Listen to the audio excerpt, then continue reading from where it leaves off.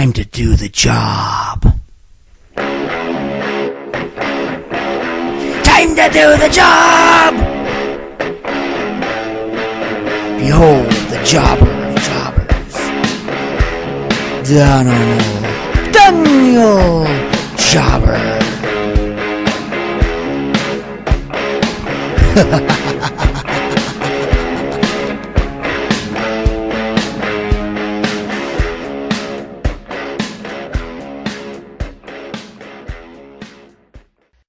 What's up, everybody? This is the Edmonton area's own D-Job, Danimal Jobber, self-proclaimed Duke of the Cruiserweights. And this is another episode of Jobbing Out with Danimal Jobber, 205 Live and WWE Cruiserweight Report, courtesy of the Edmonton Sports Podcast Network. Hope everyone's doing well this week. In sports, the Pittsburgh Penguins pounded the Nashville Predators 6-0 tonight in Pittsburgh to take a 3-2 lead in the Stanley Cup Finals and move within one win of repeating as champions.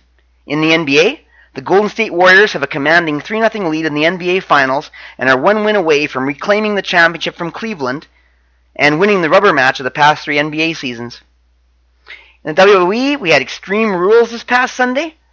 Make sure you check out my review and results video on my Daniel Jobber YouTube channel. Anyways, we crowned two new champions as The Miz won the Intercontinental Championship from Dean Ambrose, and Cesaro and Sheamus defeated the Hardy Boys in a steel cage to reclaim the Raw Tag Team Championship. Of course, in the same pay-per-view, Neville defeated Austin Aries in a submission match to retain the Cruiserweight Championship, which we will talk about more in a bit. On Monday Night Raw, we had one of the better Raws in a while, and in the main event, Samoa Joe defeated Seth Rollins with a little help from interference from Bray Wyatt.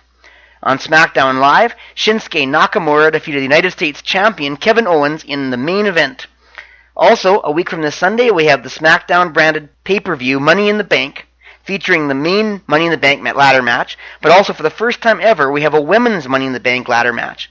If I'm understanding what happened on SmackDown Live as well, I believe we have a women's title match between Naomi and Lana?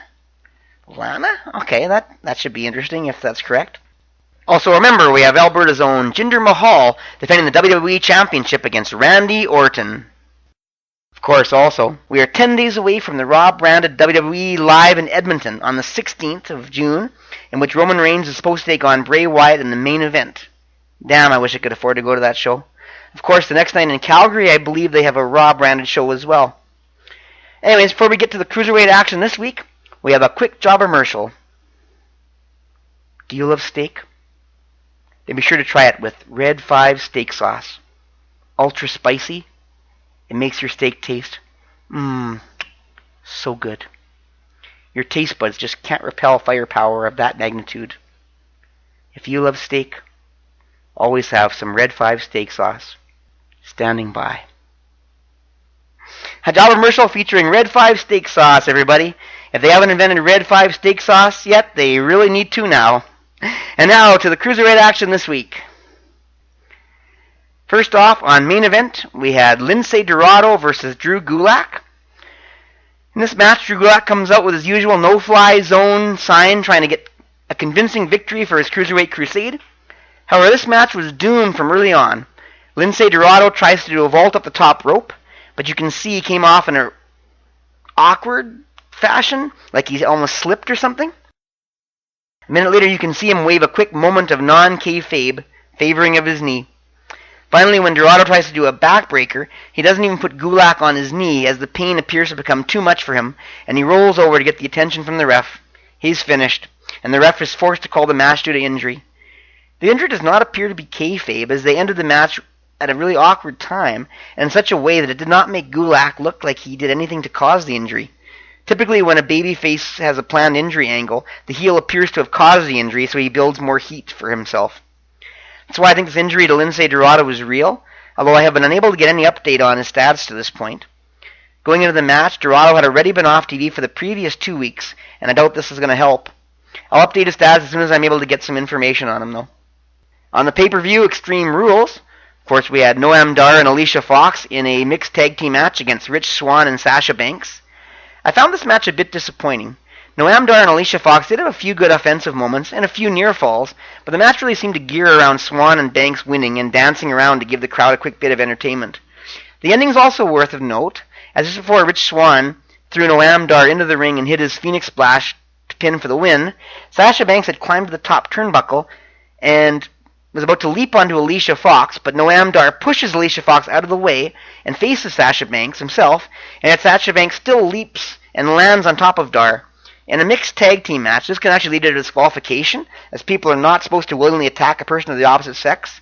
However, no call is made on this, and the babyface goes on to the victory, babyfaces, to give the crowd members who were not in the washroom at that point some entertainment. And of course, we had the Cruiserweight Championship match between Austin Aries and Neville, the champion. This is a good title match, but it was a better submission title match than it was an actual Cruiserweight match. Also, the ref didn't seem to understand the rules associated with a submission match. He was officiating it like it was a no pinfalls match, in which anything goes besides pinfalls than a submission match, which is only submissions are supposed to count to end the match. Yep, early on the ref was counting when the guys were outside the ring, which is pointless because a count out can't end a submission match. The ref also counted towards 5 when someone grabbed the ropes while in a submission hold, as if the person who applied the hold could be disqualified if he didn't release it. None of these should be ever possible in a submission match. Anyways, despite the poor refereeing, this was an entertaining back and forth encounter between two great athletes and performers. The execution seemed pretty flawless to me. Early on, they sold up Austin Aries' injured knee, making me believe they may still make it an epic struggle for Aries to win the title, finally win the Cruiserweight Championship. However, later on in the match, Austin Aries missed the jump from the top turnbuckle, and Neville quickly turned it into the Rings of Saturn. Austin Aries gets to the rope. However, a bit later, Austin Aries is able to put Neville's own Rings of Saturn on him, trying to beat him with his own submission hold, but Neville's able to escape. A few moments later, Austin Aries manages to get his last chancery on Neville, and Neville looks like he's going to tap out to make Aries the new champion, but Neville manages to crawl out of the ring with Aries still attached. Outside the ring, Austin Aries is able to put the last chancery on again, and Neville starts tapping out, but the referee informs Aries that tap outs only count in the ring. This may have been the only correct officiating there was in this entire match. After Aries releases the hold and gets back in the ring, Neville climbs up groggy on the apron, and Aries hits him with his discus 5-arm, sending him back hard outside the ring. Austin Aries then tries to go for his heat-seeking missile suicide dive, but Neville ducks down at the base of the ring, and Austin Aries flies way over top, looking like he's diving into nobody, and he slams into the barricade on his own steam. This was a poorly timed move, as Aries should have seen that Neville was not there before he dived. Anyways, this is the end, as Neville then throws Aries back into the ring, hits his Red Arrow finisher, and then puts Austin Aries into the Rings of Saturn, and this time Aries has no choice but to tap out, allowing Neville to retain the Cruiserweight Championship. It was just not meant to be for Austin Aries, as instead of being the key to an epic struggle of which he wins the title in the end, the injuries he kept selling ended up being the story of his downfall. Then on Monday Night Raw, we had TJP versus Mustafa Ali. However, before the match, TJP once again asked Neville for his title shot, now that Austin Aries has been dealt with permanently, and Neville tells him to go and take care of Mustafa Ali in the ring, and that he will talk to Kurt Angle. Wow, what a very quick match, even by Raw standards. TJP had a little bit of offense. Mustafa Ali hit a couple of flying moves. Before you know it, Mustafa Ali is on the top turnbuckle to do his inverted 450 splash, and Mustafa Ali is going to win, right? Wait for it. No. TJP kicks his legs up, hitting the top turnbuckle and knocking Ali off.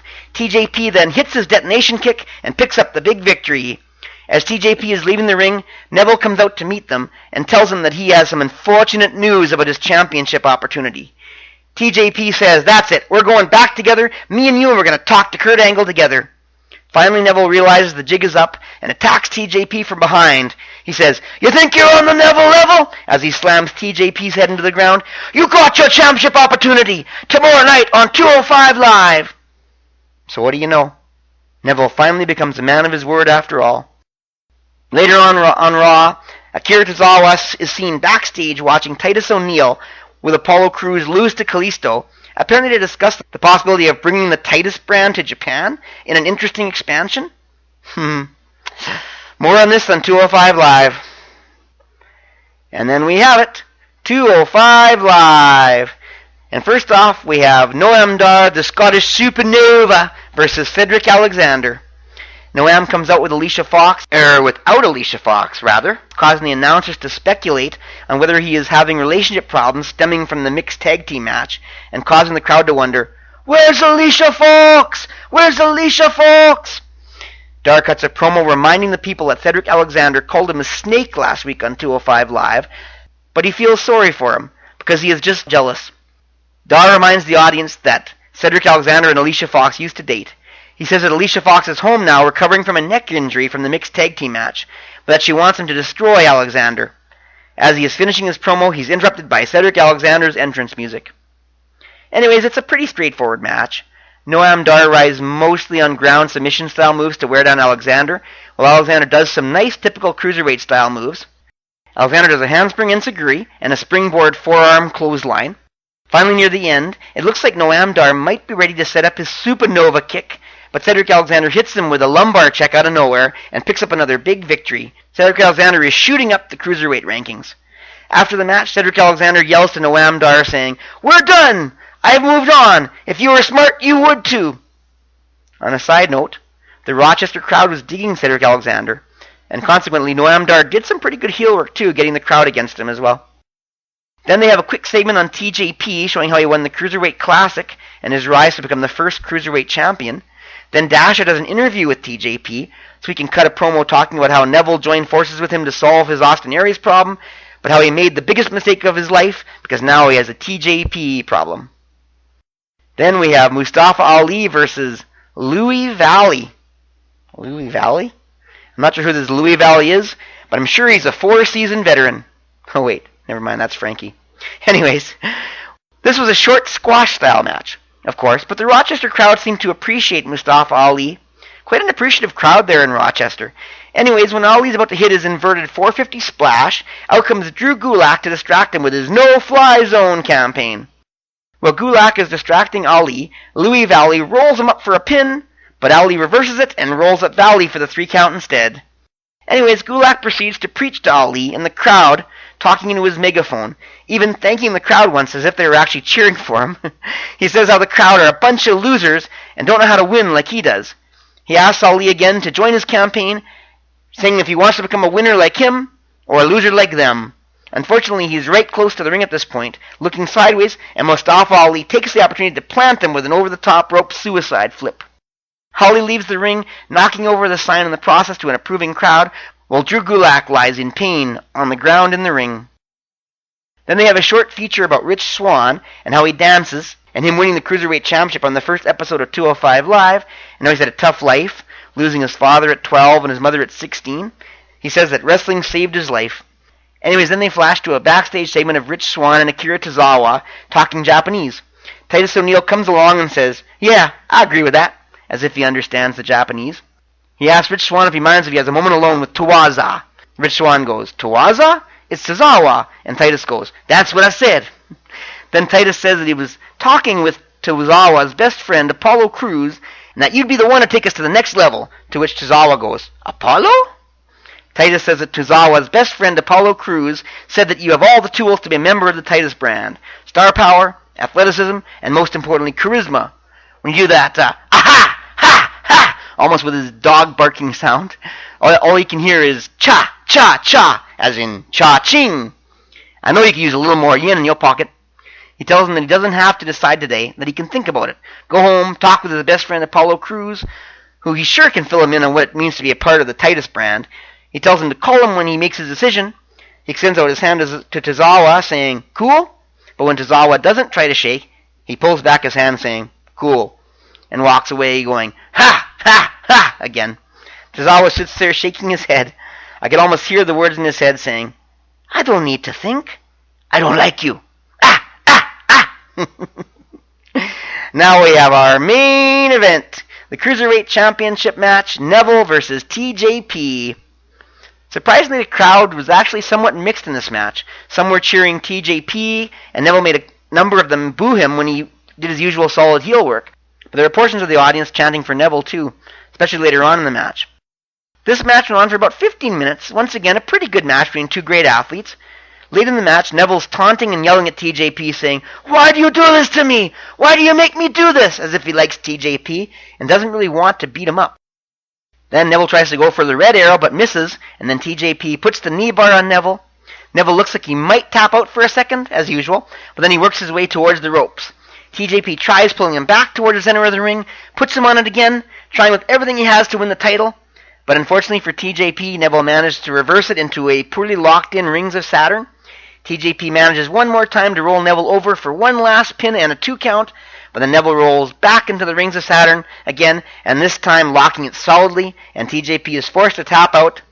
Well, actually let the ref know that he would tap out if he had a hand free. So anyways, your winner and still WWE Cruiserweight Champion, Neville. The story between Neville and TJP finally comes to an end. Or does it? Stay tuned.